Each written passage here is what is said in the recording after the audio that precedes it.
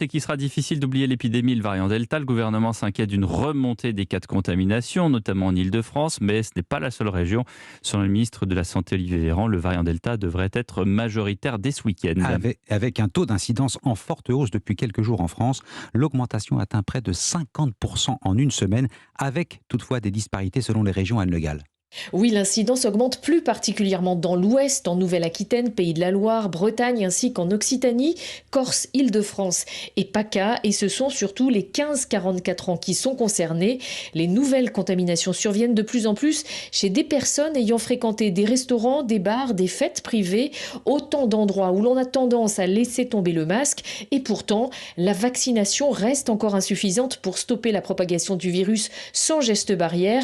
Daniel Lévy-Bruhl est épidémiologiste à Santé publique France et même si les hospitalisations continuent de baisser, il n'est pas optimiste pour la suite. C'est clair que si cette tendance devait perdurer dans le temps, eh bien, l'impact sur le système hospitalier paraît inévitable et le fardeau des cas graves serait porté de manière disproportionnée par les sujets à risque non vaccinés. Selon les projections de l'Institut Pasteur, un pic d'hospitalisation équivalent à celui de l'automne dernier est tout à fait possible à la rentrée si la couverture vaccinale n'augmente pas rapidement. Pour le Conseil scientifique, il faudrait désormais atteindre 90 à 95% de personnes immunisées ou vaccinés pour garder le contrôle de l'épidémie. Anne Le Gall, spécialiste santé d'Europe 1.